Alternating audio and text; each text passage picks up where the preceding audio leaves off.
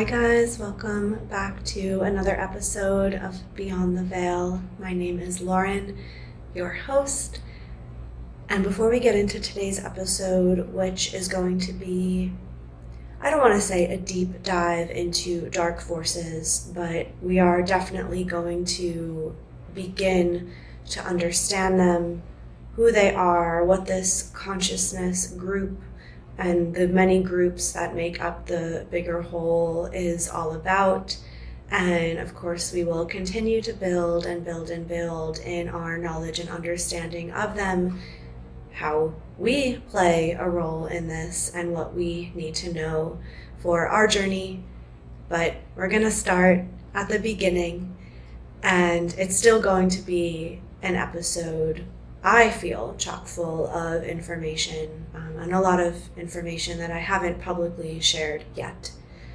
Before we do that, it was a very busy weekend. It was a Super Bowl, and if you've been keeping up on social media, I've also been quite busy on Instagram, just sharing a couple of perspectives that are controversial. So I just wanted to take a moment to expand a little bit, more than a minute long reel and a few slides of text on what happened this weekend and the Super Bowl. Taylor Swift, which is the person that I was talking about. And honestly, I saw Taylor Swift in concert when I was 15 at Madison Square Garden. I liked her in the beginning when she was still slightly country, but my teens and all of my 20s, I felt something that I really couldn't put my finger on, and it obviously wasn't until more recent years that I was finally able to understand what that was. So let's just back up a little bit, and I apologize for those who have been keeping up. Honestly, we're going to make it short and sweet, and there are things that I didn't get to share online that I'm going to share here. So the Super Bowl was Sunday. Most of us probably don't tune in, but we are aware that these big events, right, where the masses attend and the masses tune in, are rituals, right? And they are dark rituals. So obviously you can do a ritual where the intention is service to others and serving the greater good, white magic. And you can also do rituals that are serving the self or serving a small group of people without care for how it affects the greater whole. We know that our government, the elites, politics, they all work with black magic. They all do these rituals. We see them in Hollywood. We see them at concerts with these mainstream artists. And I think for most of us, it was probably common knowledge that these things are also happening at big sporting events because they're all connected. And we see that crossover as well with the Travis Kelce, Taylor Swift. And also, I understand why people, and this just shows how millennial I really am, where I can't even say this with a straight face, but I was gonna say why people ship them, but why people are fans of them as a couple. It's making you believe in true love, but it's all illusion. It's not real. It was honestly sad for me too when I learned that most Hollywood couples are placed together and it's not actually something that happens organic. One that sticks out to me in particular as I was thinking about this was Jennifer Gardner and Ben Affleck. And I was like, that to me was more believable than this, the Taylor and Travis. Like, to me, it's so obvious that they are in a contract. And this did not develop organically. And I don't see this. I see more love between like Megan Fox and Machine Gun Kelly than I do these two. To me, it's very obvious that it's a show. And sometimes my friends too, and if they're listening, like I know they know that I'm in the pop culture world, not because I want to be, but because I'm guided to. Because what's happening with the celebrities and the politicians, this stage, right, this main stage where this performance is taking place, is telling me exactly what's going on and what the dark agenda is and what their game plan is. So I do, not to everything, but I do pay attention to what's going on with pop culture because they're giving me the answers. They're telling me what they're doing. So anyway, Super Bowl. I'm aware of the Chiefs won. I honestly don't even know who they played. That's how far removed I am from it. And I also was not even planning to, obviously not planning to talk about it. I mean, the ritual that was performed that night was, unfortunately, I mean, still at the end of the day, right? We're in a spiritual war. We're also in a physical war. And there's been, right, the light clears, the dark attacks, and there's been these battles that have been going on every few months or so. So, okay, they were successful in their attempt. Doesn't really mean much to me. It just means that we have a little bit extra clearing to do, and we continue with our work and our process because ultimately we know how this ends. So they can celebrate. That's fine. Don't take it as, oh no, this is not good. It really is okay. I want to say Friday, I started to feel very tired, very out of body, which isn't usual for me. I feel that normally even despite living in Tulum, which if you guys didn't know, there are rivers that run underneath Tulum. So it naturally attracts people that are very watery and very airy and out of body. And on top of that, now we're kind of grounding into more water. So it's more challenging to ground here than it is obviously back at home in Colorado, where I'm in the mountains. So my usual practices weren't really helping, and the energy in Tulum started to get a little spooky, a little weird. But also it was the new moon, and a lot of people were out of town for Art Week in Mexico City, so I'm just kind of thinking it's a little quiet. Sadly, there were actually two incidents that happened over the weekend here in Tulum. So yeah, between all of that, that's kind of where my head was until Sunday or Monday morning, when I actually was feeling the most anxious I have felt. So out of body, a little bit of anxiety, and yeah, just feeling the spooky energy in the air.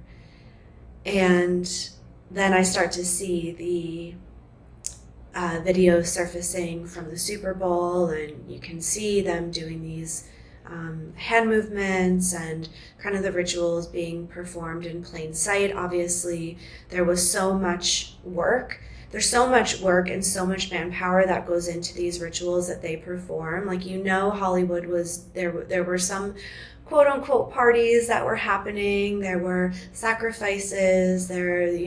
I'm still trying to understand what exactly the ritual was and how they did it, and it's slowly coming through.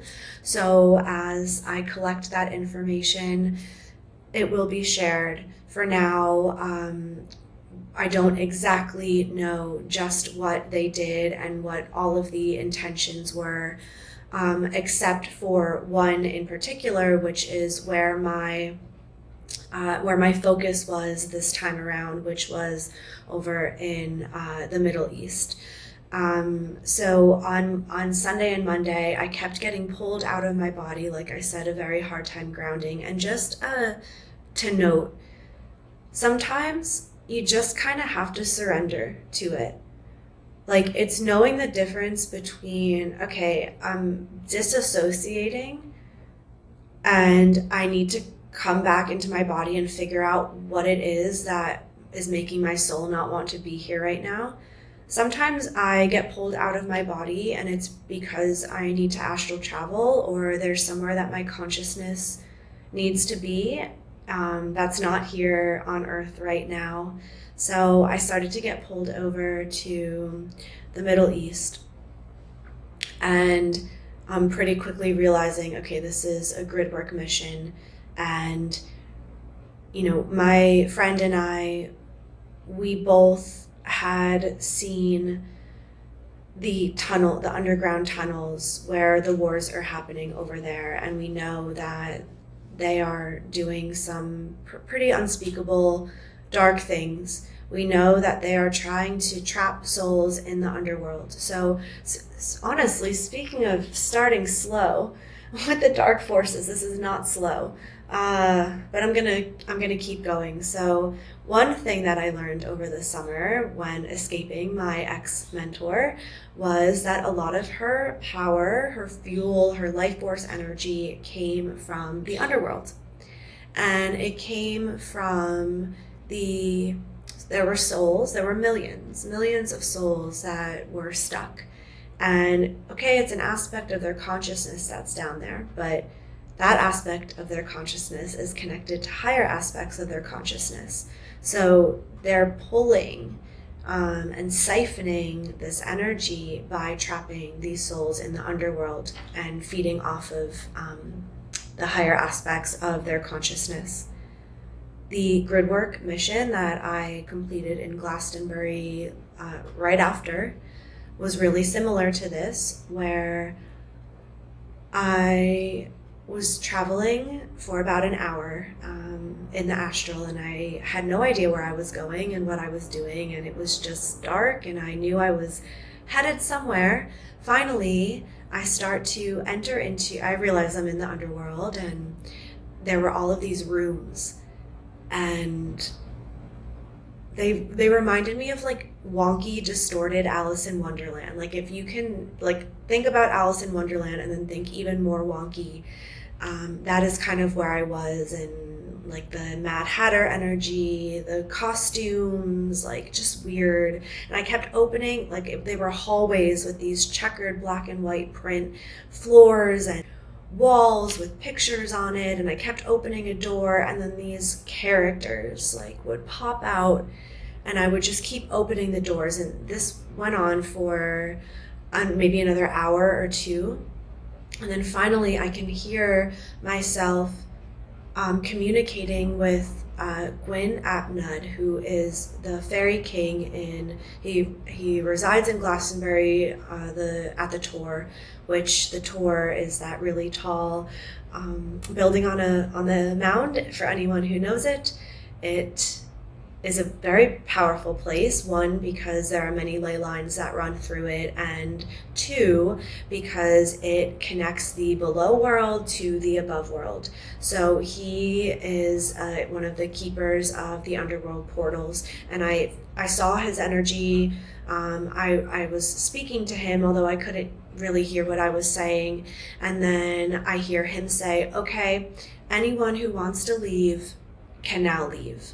And in that moment, I'm realizing, oh, whatever realm that I was in the underworld of Glastonbury was very difficult to get to and find. It took almost an hour. And two, these souls are trapped. They're stuck here. They can't leave. And what we just did was create an opening for them to go if they want, right? Because free will. So I started to realize that, oh, the inorganic grid is fueled by what's going on in the underworld. So I really think I went off on a tangent here, but I'm just going to keep going with this and trust that this is how this episode is supposed to go. And just kind of share, okay, the organic matrix is the one that is built with unity consciousness as the intention, right? It connects us all to each other. It is the web of life, and it connects us to source, to higher dimensions, higher wisdom. And then we have the inorganic matrix, which is the matrix that a lot of people are talking about, right? When they say escape the matrix. The inorganic matrix is the opposite of the organic matrix. It is created using a lot of artificial intelligence and technology, and its intent is to take, to siphon, to separate, and to funnel the wealth to a very specific small group of people. And I have seen this matrix many times in many different forms. It is a beast. And I've shared this, I don't remember where, but in one of my ayahuasca ceremonies, Kuan Yin appeared, and she started to show me more layers of this inorganic matrix and explaining to me how it works and how I am supposed to dismantle it and how I'm supposed to teach others how to do that too, because what we need to do is starve the inorganic matrix, and that is how we dismantle it.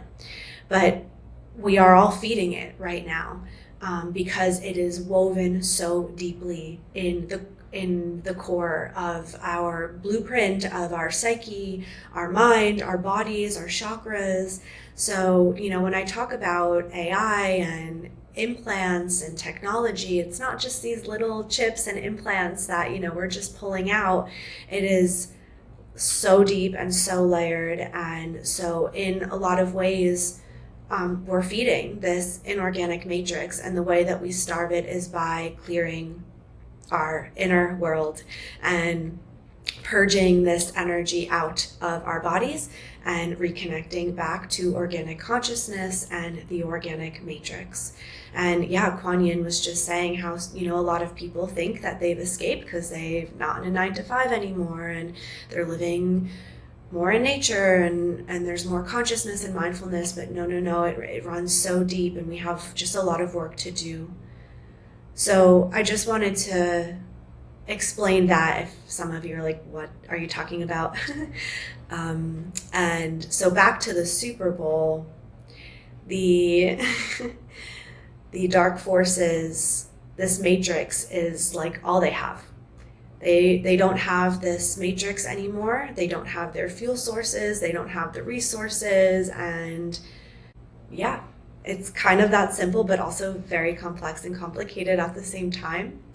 But this matrix is sustained by what's going on in the underworld. Over in the Middle East, there is a genocide that's happening. There are a lot of people that are suffering and losing their lives. And we already know that Hollywood loves children and preys on children, and because their energy is more pure. So sadly, a lot of children are losing their lives. They're targeting them. And on Sunday night, as people were tuning into this game, almost 30,000 souls had lost their lives. Those souls, this has been happening, right? These bombings. And they are trying to funnel them down into the underworld. Like, they're not able to leave the planet, right? They're not able to cross over. And they're being, the way that the technology works, and maybe this will help you understand the technology a little bit better, they are closing off stargates, closing off portals for these souls to be able to ascend and leave the planet and be free and safe and at peace. And they are forcing them into the portals that they want them to go down, which go down into the underworld. This has been happening. We've been trying to help them get out. The problem on Sunday was that the ritual done at the Super Bowl made it almost near impossible to do that. But again, it was like I needed to understand again what they're doing and the power behind what they're doing. And yeah, we could not figure out how to basically take the lid off whatever, the dome they were creating to keep them from being able to transcend. And, by I think Tuesday morning, it's Wednesday now, so by Tuesday morning we had figured out a way, but it took a long time. So my post on Monday, right after the Super Bowl, was about Taylor Swift, and I just shared the message that I received about who she is on a soul level, not who she's presenting herself to be, not who we're seeing on camera and on stage, but her soul. No body, no mask. Obviously, she's very much well loved by a lot of people, so I know that I am a minority in this message. But I had shared that, and this is exactly how the information was presented to me. I was doing a lot of clearing. All of a sudden, Taylor's energy starts to come into my field, and my first thought was, leave. Like, I'm so confused. Sometimes my brain likes to think of things that are irrelevant when I'm in the middle of clearing. So at first I'm like, oh, is this I'm not sure. And then I realized that Spirit was trying to tell me something. So the first thing that Spirit said was that myth, that rumor of Xena Shrek being a doppelganger, reincarnation, clone, or Taylor actually being a clone of Xena because Xena came first, is true. And I saw those videos and I thought it was true, but it was just really nice to have that confirmation. So that was first. And yeah, they just said it's the same soul. I do feel like, maybe there was some cloning involved, but our souls are massive and we fragment into a lot of different bodies. That's the same as the twin flame, right? Like the twin flame is one soul, two bodies. So it's very possible that one soul is living in two different bodies at the same time. So the technicality of it all, which again, I just felt like the New Agers were really playing on that, doesn't really matter because there are so many different ways that one soul can absolutely be in two different bodies. So then the energy started to shift after that message, and it started to feel really sexual and sensual, but not in a good way. It was kind of in a gross way. And I personally, at that time, and this was right around the eclipse back in October, I was preparing to clear the Antichrist energy out of my body. And so, honestly, that's a whole story within itself, and I really want to tell it. I just don't think today is the day. But the energy was there, and I knew I was gearing up toward that. So, it all kind of made sense and all connected as to why these, what I thought random messages were coming through. So the energy started to get sexual, and they basically said she is the mistress of the Antichrist, and she provides him with a lot, and she is a huge fuel source for the Antichrist. The Antichrist is basically what is at the core of all of these other dark forces. So the reptilians, the Anunnaki, the beings of Orion, the vampires, all of the underworld beings, all these false light teachers, they all it all funnels down into the Antichrist, right? Which those that are serving Source, Christ, the opposite, the polar opposite, are in service to Christ. So the angels, the ascended masters, all of the many loving, beautiful beings that exist, those we can all funnel back, right, to Christ consciousness. So they said that, there are vampiric energies. Honestly, they said, yeah, she's a vampire. I'm gonna be verbatim. She is a vampire. She is siphoning. She is providing the Antichrist with a lot of energy, and for that reason, he loves her. And they were loves her, which basically I took as, right, there's this relationship between the two where they're both benefiting from each other, and because Taylor is providing him this energy with all of this life force energy, he likes her. So I shared that, and there was obviously a lot of backlash, which again I expected, but I think where I'm kind of was just picking up on themes, and a lot of it was the New Age community, again, that just had a really big problem with it, and they can't see it. And the thing is, a lot of people in the New Age community just outright reject anything that is not love and light. So they're not going to see it. And at the same time, this path going into the shadow is not for the faint of heart. It is hard work. And if you do not have the proper tools and the foundation to do that, you should not go there. So I respect that they are not in that place yet to see clearly. I don't want them to just rip the Band-Aid, because they can get swallowed up by it and they can get hurt, and they need to honor that.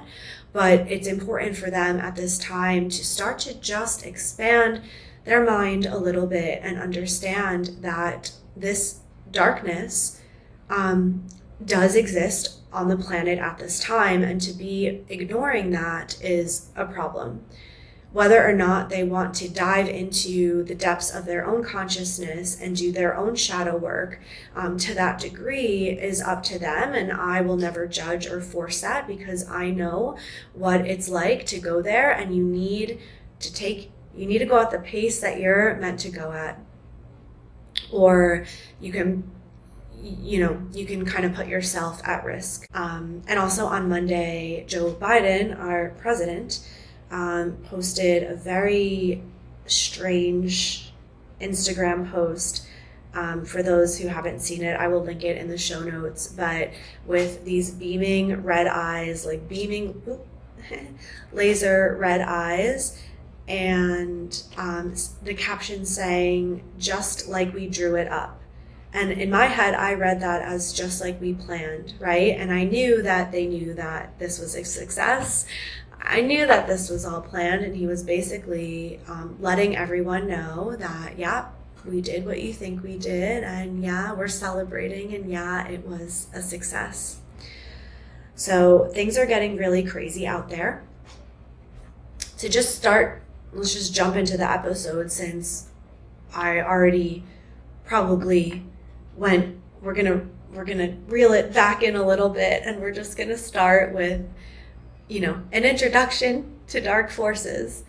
And I just want to share a little bit of my story as well. The beginning really was lifetimes ago. I trace back the very beginning of the psychic attacks on me, and it was in my first year of life.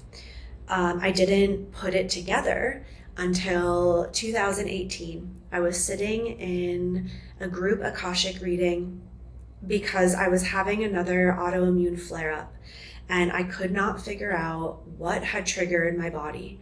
I had not done anything differently. I had not eaten anything differently. It was just normal routine, no stress, no fights, nothing. And I'm having a really, really intense, what I thought was an autoimmune flare-up. The reader said, "No, this isn't autoimmune. You're experiencing a psychic attack." And I could I just had a little bit of emotion run through me, so I'm kind of taking that as a sign too that I have not fully cleared something. But I was really upset, and I remember crying, and somebody in the session gave me a stone to hold to help with protection.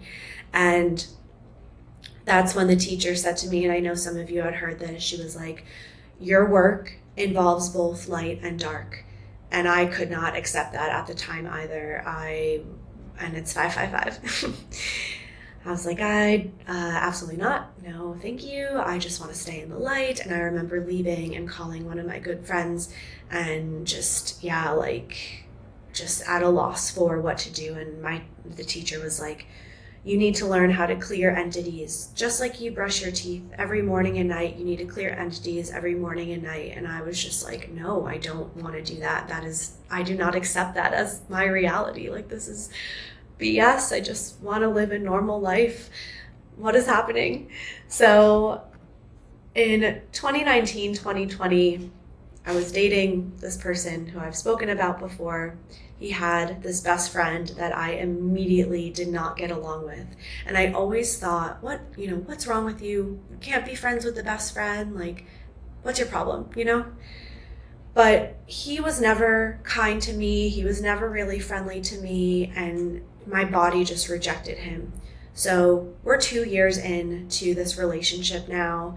And I am now living with the best friend who, in those 2 years, we have not gotten any closer. We have not really built our relationship, but he wound up getting married very quickly, 4 months into knowing this woman. They were supposed to move out of the apartment. I moved in. They wound up not moving out, so we all lived together for a couple of months going into 2020. And I remember I used to tell my partner, like, I feel like my soul is dying in this apartment, and I don't understand why, because we had the best location, like I will ever live, best location, right half a block from Venice Beach, and I was right by the water. The apartment was beautiful, but my soul was dying. And I think back now, I'm like, wow, I can't even believe I used those words, because I didn't understand it at the time. But it was very challenging. And he was very religious. He was textbook reptilian. I mean, it couldn't get more textbook than this. So very religious. Again, one thing with the reptilians too is that they want to impregnate you immediately, because they need to carry on the bloodline. So there is a desire to reproduce. So that's exactly what he did with the wife, who was a little bit younger, maybe like 8 or 9 years younger. He only ate red meat, and I honestly can't think of anything else, but I feel like those 3 right there, just textbook reptilian. And I would be home, working from home, because I would feel so sick that I couldn't go into the office, and I'd be working from home, and they knew that, and they'd be singing gospel music, and he would leave like the beef grease everywhere on my pans that were clearly my pans, and just saying that he wasn't going to clean them. And it was just really toxic and really disrespectful on so many levels. I mean, I could go on, it doesn't matter. So ultimately, with COVID a couple months into 2020, we wound up giving up the apartment, and my ex and I left LA altogether. And so now it's summertime. So this was maybe April. Now it's summertime, and I'm in New Jersey. I'm home for a couple of months for the summer before moving to Colorado, and I'm walking my dog. And I see a vision of him in my mind's eye. And then a zipper appears, and he starts to like zip his human suit down, and out steps this like 10-foot gray brown massive reptilian being. And I was just like, oh my gosh, like, duh, of course he's reptilian. It explains everything. And I can't believe in the time, I mean, again, I was still, new-ish to all of this. And, also that visual was really significant for me, not only to see the true form, but also because I had my eyes open, and I was able to see visions at the same time as I was seeing around my physical world, that was the first time that happened, or that I was conscious of that happening. So I also took that as like, wow, my gifts are really improving and expanding, and I can kind of be 2 places at once and be getting visions and visuals while I'm, walking the dog. So it was exciting for me and liberating for me for many reasons. So that was that. Then that summer, that's when I really started to take all of this more seriously, and I started to get pulled more into this world where I knew, okay, these messages that I received a couple of years ago, it's time for me to take this seriously. And I started to see more reptilians around, whether that be in people or in me. And I had these three, I called them my reptilian roommates. So I already had one human reptilian roommate, but now I have these three reptilians that are obviously in another dimension, but they were constantly in my room that summer.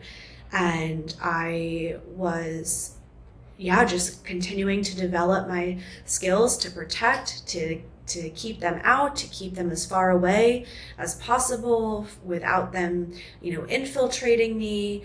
And I was working with a mentor at the time as well to understand this all.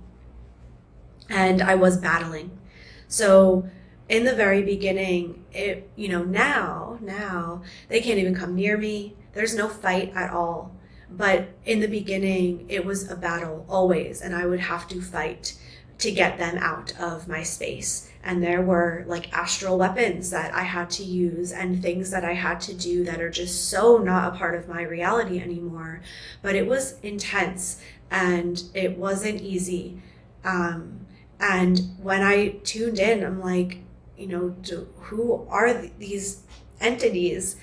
The message was, we are contracted to watch you, to observe you, to almost like they were sent by the greater collective to make sure that I would not wake up, that I would not be able to do my job. And I would say it took maybe like 4 months or so to get them out.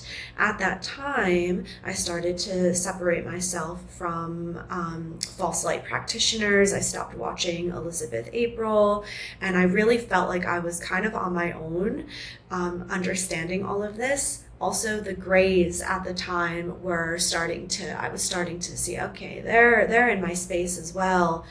Who else? So that was 3-4 years ago. Really, if we go back to 2018 when I was, maybe I didn't have a name to put to these beings, but have been working toward fighting for that sovereignty since, even though it was in those first 2 years, it was more me getting sessions. I just didn't have the strength to clear them myself until almost 2 years later, where now, okay, I'm starting to get my power back and I'm battling, but I'm still, coming out victorious, I would say, most of the time. They still did their damage, of course. So for anyone listening to, if Greys come visit you in the night or in your dream, or if you have a visitation from a reptilian, really make sure that you're thoroughly checking as much as you can. I know, the way that they operate is they'll attack in your blind spot so you can't see it. That's why it's so important to work with a mentor who can see it, who can help you continue to clear this energy out so you can then be immune from it. So in this time, these last few years, I learned how the darkness works. I learned how the dark forces work. I learned about the many different species who all have a slightly different approach and a different area of target, but they do all work together. But also at the same time, they don't, because they're all just using each other, and at the end of the day, there is no loyalty. So there are alliances, but there's no loyalty. And they need each other's resources to be able to carry out what they want and with the attempt to take over. But ultimately, they all they don't want to share the power, right? So they're all helping each other try to get that power, but at the end of the day, they're not going to collectively share it necessarily. So that means that they are also at war with each other. And I don't feel like they also necessarily like each other either. They use each other to see how they can get ahead, and they do form these alliances to combine their resources, but they don't care for each other. So the Greys and our government have an alliance. The Archons and the Anunnaki have an alliance. I also feel like the Anunnaki and reptilians have an alliance, but they're also at war, and they don't like each other. Their goal is to control. Their goal is to collect resources, and to assert and maintain power and dominance over us. And not just humans, but any species that they deem the weaker species. So in an ayahuasca ceremony in 2021, I had this opportunity to communicate with Source. I felt like I was, right there. And I was like, oh, I have a question for you. How in the world do you expect me to love the reptilians? I know that I need to, but it's really hard to get to that place when you've seen them continuously, firsthand, time and time again, cause an insane amount of harm and pain and trauma. And Source said, well, I love them because they are me.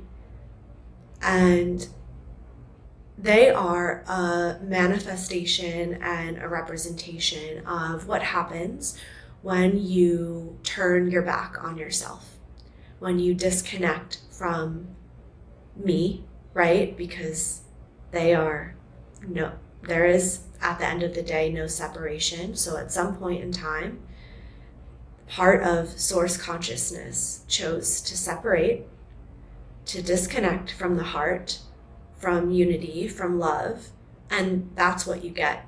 That's what happened as a result. And then Source said, remember when you turned your back on yourself and you disconnected from your heart and you were in a very dark place and were very unkind. But then Source is like, I still love you. And I understood in that moment what Source was trying to say to me, which is like, at the end of the day, we will always love and welcome them back home when they're ready to come back home. But at the same time, we're allowed to be upset with them right now, and we're allowed to be angry at what they've done and what they're continuing to do. It's not just ignore all of the emotions that come with the harm that has been inflicted by them, but to also have compassion for them, because they don't understand and they're disconnected, and they have been evolving slowly, but still evolving. And now they don't have empathy. They don't have that in their genetics, in their blueprint, to feel compassion anymore. That's what happens with the evolution over time. So some of them, obviously, they're not all bad. Generally, as a consciousness group, they are negative. They are in service to themselves, which means negative. You can define that however you want to. Obviously, there are beings that are part of the reptilian collective that are starting to come out of it. But generally, for the most part, I think I've maybe met 2 reptilians where I saw that they had a lot of reptilian DNA and a lot of gray DNA, but I really felt also their purity, and I felt that they were trying to come out of it. But for the most part, with the grays as well, I have yet to meet a gray that I felt had, the best interests of the greater good. So I guess we'll see with that. So that helped me a lot, and I hope that maybe helps you to understand them a little bit better. And I'm going to just briefly go into just a handful of different consciousness groups that exist in this overarching umbrella. And we'll, like I said, continue to build on it. So I'm talking about the dark forces today also that are existing in the upper dimensions. The third, they really exist in all in different ways, but the galactic groups that are more in the fourth, fifth, sixth, third dimension. Of course, there is the underworld, which is a whole other ballpark. Obviously, we know from the beginning of the episode that they work together. But I'm going to be focusing solely on these galactic groups that are intelligent. They don't have empathy or compassion, but they are intelligent, and they have weapons, and they have technology that we don't know about, or we are just starting to learn about, but don't really understand the full extent of it by any means. And they do have skills, but the skill sets are serving themselves. And when you're only trying to serve yourself, right, of this consciousness group, and we only need resources for ourselves, so we're going to take these resources from others, and we don't care what happens to them, we need it for ourselves. It's not positive. It's not a positive manifestation when you're taking. And because they're disconnected from source, they don't have that abundant flow of life force energy, so they have to get it from somewhere else. These consciousness groups, these species, they are on the timeline of extinction. It's going to take a really long time because, right, millions of years, if not more, but that's the path they're headed down, and good riddance when that time comes so they can transform and be born into something else. But they know that, and they're doing everything in their power to stay afloat and to be able to sustain. So they're doing so by seeing opportunity with others who have their walls down and their guard down, whose hearts are so open, who they see as a weaker species because they're like, oh, we can conquer that, and they have what we want. So the reptilians, the Anunnaki, the Greys, and the Archons are just the four that I'm going to talk about today. They exist in these higher dimensions. The underworld beings, it's just a lower consciousness. These beings are higher consciousness, obviously not that high, but still higher. So the Anunnaki are Sirian reptilian hybrids. They were, there are a lot of service to self hybrid beings, so many. Sometimes I'm looking at them and I'm like, I don't even know where to start. I've never seen this one before. A lot of them are gray hybrids because because I haven't talked about it yet, but the Greys are trying to change their DNA because they are also at risk of going extinct, which I'll get back to in a minute. But yeah, a lot of these hybrid beings are connected to the Greys in some way. The Anunnaki, they are the reptilian Sirian hybrids when the reptilians and Sirian humanoids mated back on Sirius a very long time ago. And they are like the gods with little g. That's just the best way I can explain it. They are the ones that were like, we are God, and then had all of these people worshiping them back in the day in Mesopotamia, in Egypt, and all of these other civilizations. Even in Mayan civilizations, we see the Anunnaki depicted on the walls of the Chichen Itza still. So everyone thought that they were worshiping God with a capital G, but no, they're worshiping these big giant Anunnaki beings that are not God at all. I'm gonna get way more into the Anunnaki because this is the cult that I separated from. Was mainly, most of the players were Anunnaki, so I'm gonna kind of save this for another day.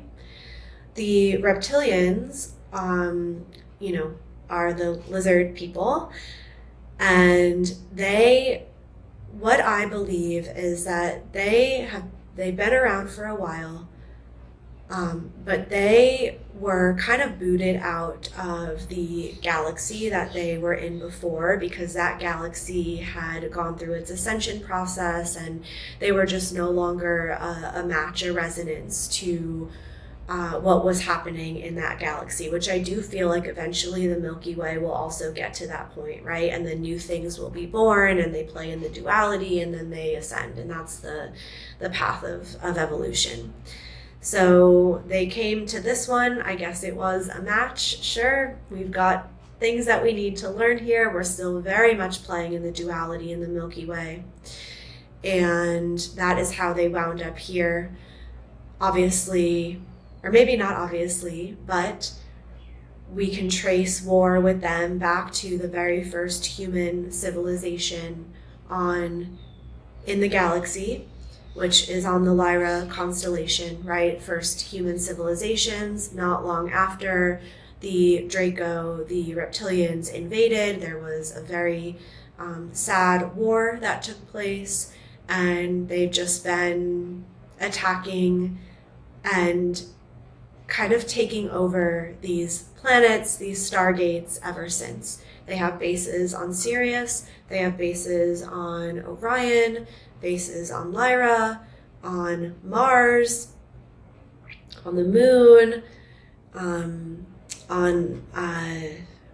Beta Centauri. So they've been making sure that they have real estate, and they have been claiming these planets, kicking those out, which again we see that has happened here on Earth with all of these different cultures, with a lot of them being either reptilian or being guided by the reptilians to do the same thing, right? Invade and make them leave and claim this space as your own, and then take from those who create a home here. Then we have the Greys. They were once human, and they basically had to live underground for a very long time. So naturally your biology changes, your genes change, and they turn gray with lack of sunlight. And they also, there was just a halt in their reproduction. Like they're, to me, this is what I believe, they're inorganic beings. Like they were once organic human beings, and over time they turned to technology more and more and more, to where now their whole blueprint is almost entirely inorganic. So now they're stuck, right? They're like, we can't even reproduce on our own. They clone. They're not able anymore to create life. They're stuck, and they need to figure out how to reverse and how to help their species continue to evolve and grow. They do have an agreement with our government. The government says, sure, you can abduct and take what you need for experimentation, but you also need to provide us with technology and things that we need to also maintain control here. I do also believe that on an individual level, humans do agree to it, but a lot of them are manipulated and not told the full truth on what it is that they are participating in. And I have cleared so many contracts with Greys where the contract will say one thing about the agreement, right? In the experimentation, or a lot of them, they retrieve eggs from women to try to study them to reproduce. But what the contract says and what they're actually doing, it's like you gave an inch and they took 10. That's what it seems like. So it's like this contract is invalid, because they're saying, oh, we have this agreement to work on this person and utilize their DNA and their genes and study them, but that's not at all what actually the contract says. So there's a lot of bypassing, a lot of loopholes, a lot of manipulation. Anyone who is working with the Greys, I do not trust.